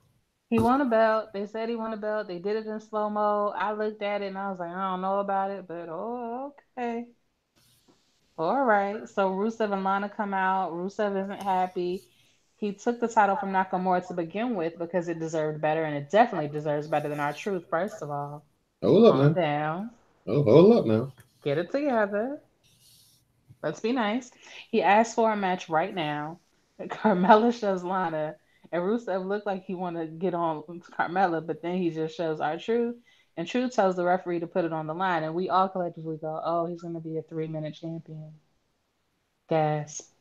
However, our Truth is a mood. So even though Rusev had him in a chin lock and hit a move in the corner, our Truth got a roll up for a 3, and our Truth is still the champion. Yay. So he's going to be an at least 1 day champion. What an icon. I live. However, Nakamura comes back to ringside. He attacks Truth. Then Rusev hits him with some stomps and they double team him, him being our Truth. Then there's a Machka kick and a Kinshasa. So he's the winner, but he did not come out on top at the end of it. And just like they've always said about black folks, you got to Mm. be twice as good, you know, to To get get half as much. half as much. Our troops had to take twice as much of the ass whipping as anybody did just to win Mm. one belt. Mm. And had to get bullied by Nia the night before or 2 nights before. Damn. It's not But fair. like he said, when they asked him how he feeling, he fine because he's the United States champion. Damn right. Becky's in the back. She's getting ready to leave the arena. Kayla Braxton, not related to the mother Braxton, asked her what she doing. She's like, I'm not having no doctors check me. I'm not spending any more time on the shelf. I'm going to the hotel. Bye. Which, smart. Next, Rey Mysterio versus Samoa Joe. Zelina of the Vegas is mad because Rey had her banned from ringside last week. Andrade comes out and attacks Ray from behind. He hits the two amigos. Ray blocks the third amigo, and he goes for the 619, which is blocked by Andrade. Andrade is the only person I've seen who routinely blocks the 619. I'm a fan of that. There's a hammerlock DDT, which puts Ray down. My thing says Rey Mysterio versus Samoa Joe. I'm sorry. It was It's Rey supposed to Mysterio. be no. It was supposed to be Rey Mysterio versus Samoa Joe, but then Zelina Vega came out there before They just Samoa be Joe doing did. whatever they want to. And then Oh, Andrade see came how from the SmackDown blind. did? Yeah, Andrade came from the blind side, and he was in a suit too. You notice that? Yeah. That's what we do on SmackDown. We kind of just make up our own rules. Sometimes it works. The Good Brothers Gallows and Anderson are outraged over Rusev's actions, just plain outraged. And so, they be trying to get a fight on. So Nakamura comes So, up and he's like, huh? how'd you feel about the Good Brothers coming to the defense of our truth? I'll be a fake ass good guy. Fuck out of here. They're trying But to be an yeah, ally. yeah, okay, sure, sure. I ain't never seen you do a dance break. You ain't no damn ally. But yeah, your heart in the right place. Better than all laughs. Sure, whatever. So basically, he's like, Rusev, you're not supposed to be like this. You ain't supposed to act like that. Blah, blah, blah. Rusev's like, I beat both your asses. I'm extrapolating. So Nakamura comes over and he's like, what, we fighting? It's lit. And so Rusev's like, listen, we'll fight together. We'll face them. You better not screw me over. And, Nakamura's like, sure, I speak English. I'll be nice. Whatever. Nakamura's my favorite. I'm never gonna get over I don't speak English. It's never hopefully, been a better line. hopefully they make a concentrated effort to make this run stand out with the title this time. They started out really strong, when he first got it. Then they kind of tapered off. Hopefully, they can keep it consistent this time. Yeah. Shane and Miz come out for their tag team celebration. Shane has been thinking of ways to repay Miz and promises to give him a night he will never forget. There's a video recapping the story of Shane and Miz as the best tag team in the world, achieving their dreams and becoming tag champs. Shane introduces everybody to Miz's dad, George Mizanin. For me, it would be more interesting if he introduced the world to Coral. Just me, though. The fans chant Mr. Miz. Shane hands the mic to George. George says he loves the Miz and is proud of his son. Shane announces that he and the Miz will defend the titles against the winners of a four-way tag match that will go down next. All right, in the back, Mandy Rose and Sonya Deville announced their candidacy for the Women's Tag Team Championship to Kayla Braxton. Again, not of the other Braxtons. Can I do an interjection? Sarah Logan of the Red Brand was kind of pissed that Mandy and Sonya got to just be like, yeah, we're going to be in the match. Oh, Sasha Banks Whereas, was pissed too. She she was like declared with yeah, like a question mark. yeah, like just I'm gonna do that. Like I don't have to fight for it. I don't. There's no semifinal, quarterfinal, none of that. I'm gonna be in the match. Yeah, y'all are really just making up y'all's own rules around SmackDown, huh? We do what we do. You're welcome. Yes. Uh, so Kayla's doing her interview thing, and she's like, "Why are you so angry at Naomi? It's clear you hate her, but why do you hate her?" And Mandy tells us, "No, it's not because of anything that happened anytime soon. This is deep seated from 2015 when Naomi called Mandy weak on an episode of Tough Enough. Who even remember that Mandy was on Tough Enough? I didn't. So they show the video clip of Naomi being a critiquer, not even being harsh. But Sonya's like, no, no, no. Naomi was way harsh off camera, and apparently Naomi ruined Mandy's relationship at the time because whatever she said hurt Mandy so much that Mandy started crying all the time, and her boyfriend was like, "Oh my God, shut the fuck up with your tears," and she couldn't, and so he left her. So Mandy hates Naomi, and Mandy is trying to ruin Naomi's relationship with Jimmy because Naomi ruined her relationship with the boyfriend who told her to shut the fuck up. That ain't how she said it, but that's what it is.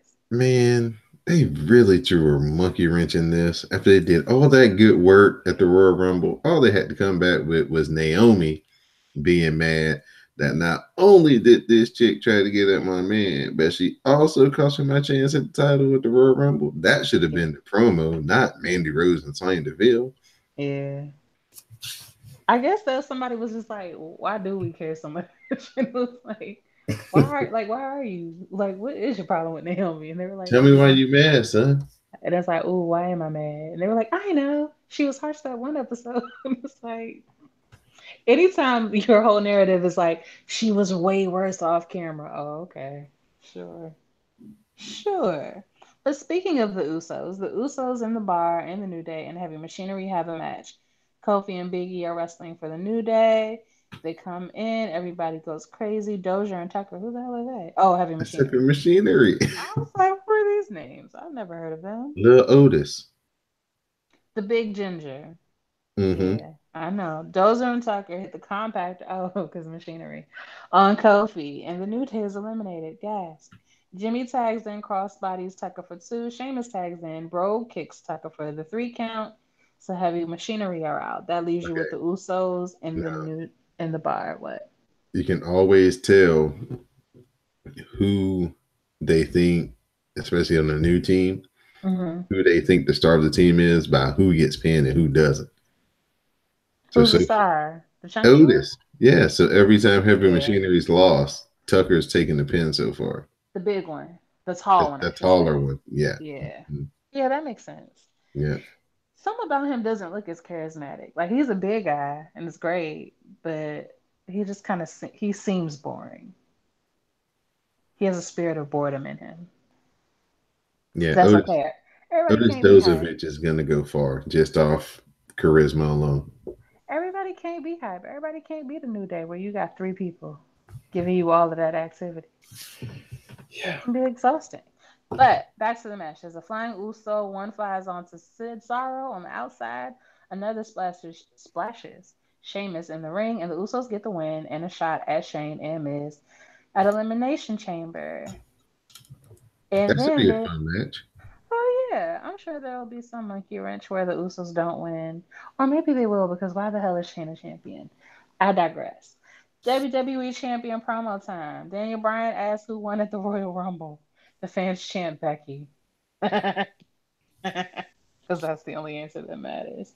But Daniel Bryan says everybody and the children won, as Daniel Bryan is the Planet champion. We told you he's Captain Planet. He doesn't expect us to understand, as we don't know what winning is like, but he's found somebody that does. Eric Rowan is indeed that man, and he has a backpack. He's an enlightened man of the earth. He's an intellectual peer of Daniel Bryan, and that's how he can see through the facade of the people and of AJ Styles. Daniel When, Bryan, hold uh on, huh, when he came out mm on his Titantron, hmm, the O in his name was like the recycling symbol. mm Listen, sometimes the WWE don't miss a trick. I That's mean, clever. I'm pretty sure that's all Daniel Bryan. I'm pretty sure he is like being That is taking a fine tooth comb over every so little part of this that is story.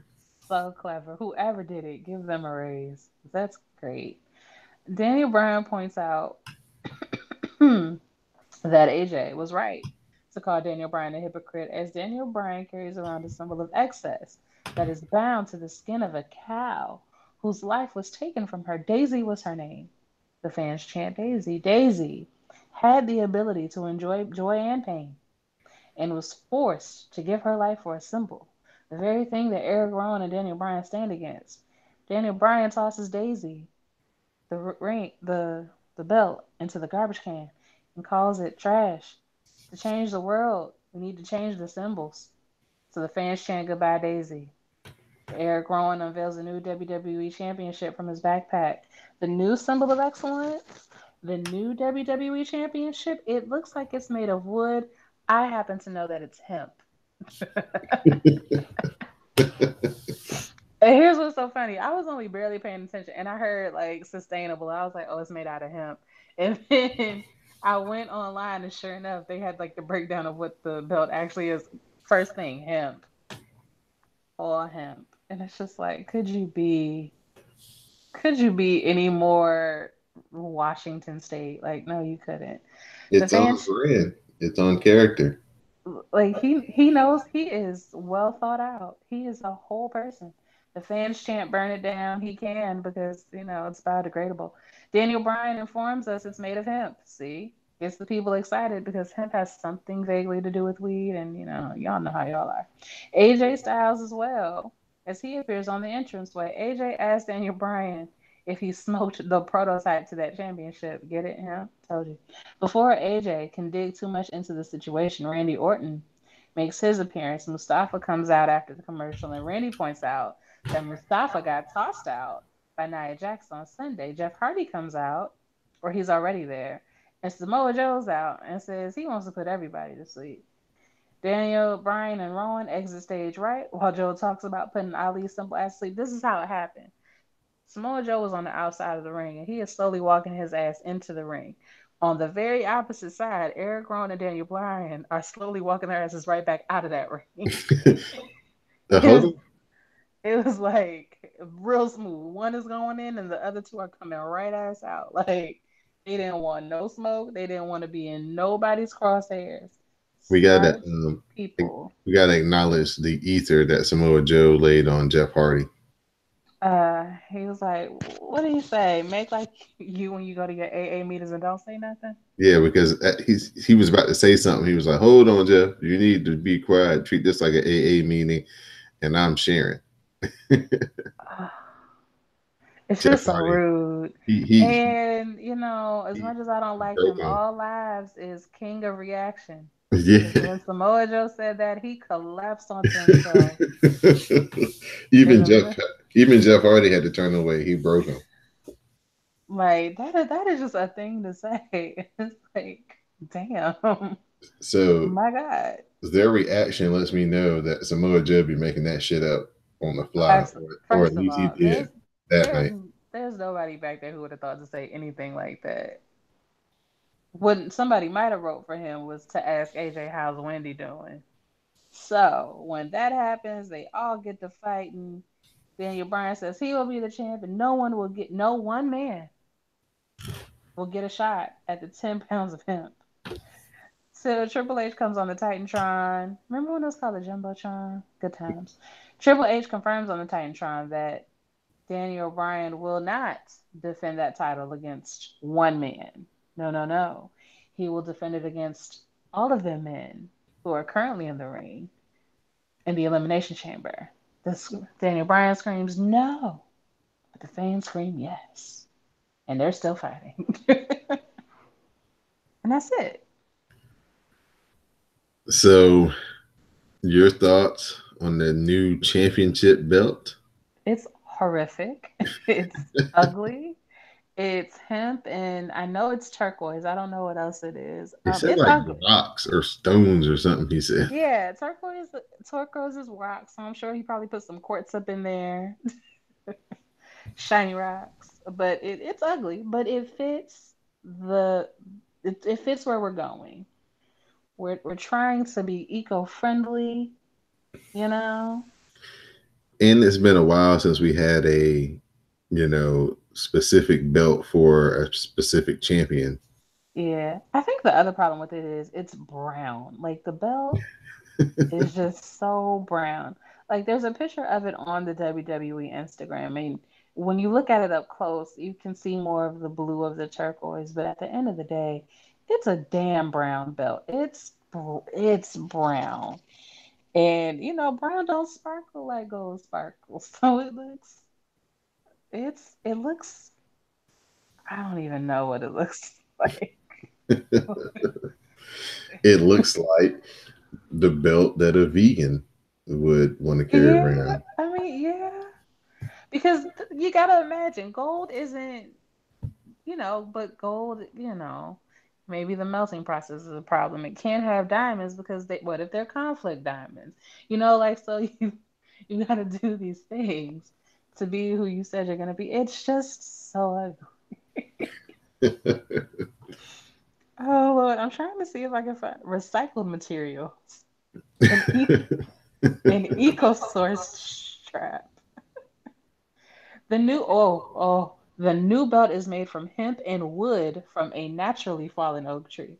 That means nobody went and cut the damn oak tree down. They found one that was already down and just cut some slices out of it. Oh, that's horrific. It's so great though. I love it. What did you feel about SmackDown this week? Actually, I'll be honest. Raw was better, if only for the reaction of the crowd and Ronda Rousey.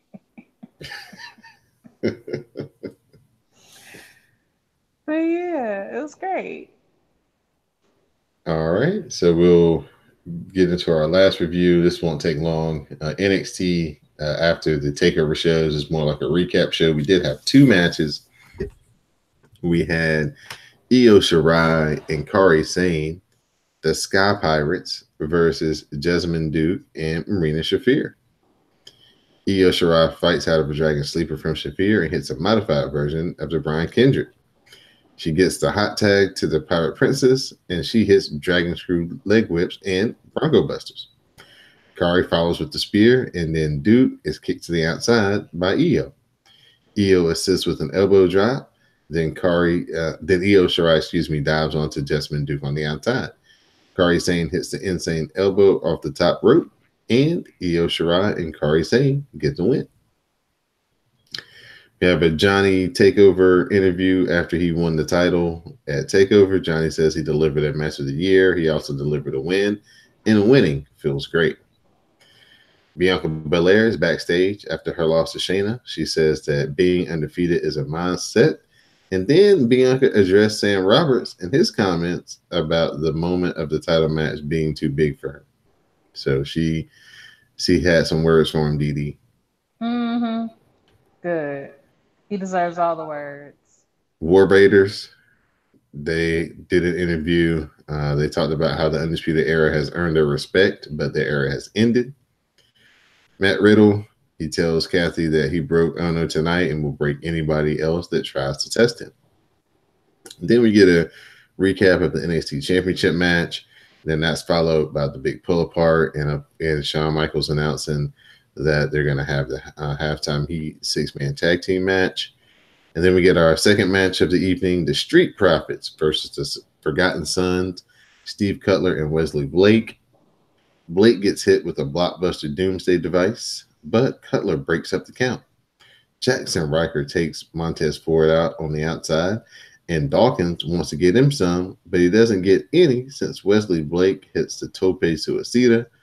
The Memory Remains, which is a reverse DDT assisted by a double stomp on the Dawkins, and the Forgotten Sons get the win. That was a big boo. Street Profits look sharp though. They had some all red gear. Kayla was wearing red. It was a look. So that was NXT for this week. Just a recap show, 2 matches. The new, stuff starts next week. So check that out, folks. So Miss Dijonay, at this time, I'm going to turn it over to you for shout outs, thank yous, and all that good stuff. Oh, shout out to everybody who used the hashtags, say no to pre-shows, Rumblecast, Takeovercast, or whatever it was. Cast Overcast, takeover. Cast Takeover, Overcast. child, we got all the hashtags. I don't know. Shout out to Greg, shout out to Sam. No shout outs to other Sam, but shout out to our Sam. Shout out to Jade always. Shout out to Mel, because Mel always gets shout outs. And apparently all the gingers live in Pittsburgh. So might have to make a trip. Shout out to all my ladies aglow, including Angelina and all the other girls who were using the hashtag on Sunday. Shout out to Will Sleep though. She's the one who hates everything and I love it about her. It's great. Yeah, and it was fun just talking to everybody. So shout out to everybody on the hashtag, so on and so forth. Thank you, Miss Didi Jonet. I'd like to give a shout out to you, of course, for joining me on this week's edition of the WrassleCast. I'd like to give a shout out to Greg and Sam as well. And just like Miss Didi Jonet, thank you to everybody who was involved in the live tweets this weekend. Greatly appreciated your participation, all of your commentary with color. The memes, the gifts, definitely made the experience much more enjoyable over the weekend and on Monday and Tuesday as well. Please support the WrassleCast and the CSPN by going over to our Patreon page and signing up to become a Backstage Pass member to gain access to our exclusive content. That's patreon.com/CSPN Media, and you can check out our exclusive content over there.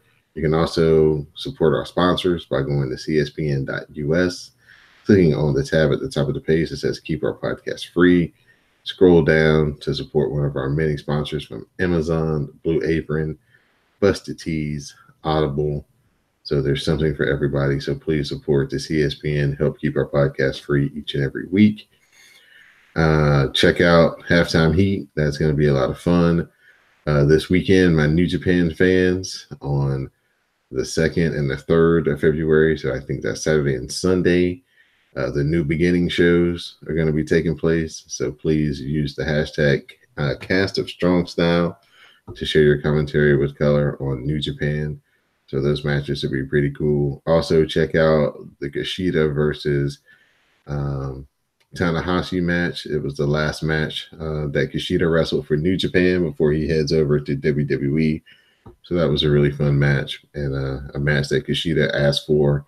He said he'd never wrestled Tanahashi one-on-one, and so they made it happen for him. So that was pretty cool. So for my SmackDown Matters correspondent, Miss Didi Jonet, I'm Don Delarente. This has been episode 222 of the WrassleCast. Please stay tuned for the parting promo. Whew, that was a long one. Yeah, it was, but there was a lot going on. It sure was. Hour and 55 minutes. And then when I put my little stuff in there, it'll be like probably 2:10, something like that. but it should be fun. Should be a good episode. Yeah. Well, all right, friend. Have a great weekend. All right, you do the same. Thank you. I'll talk to You're you next week. welcome. Okay. Bye. Bye bye.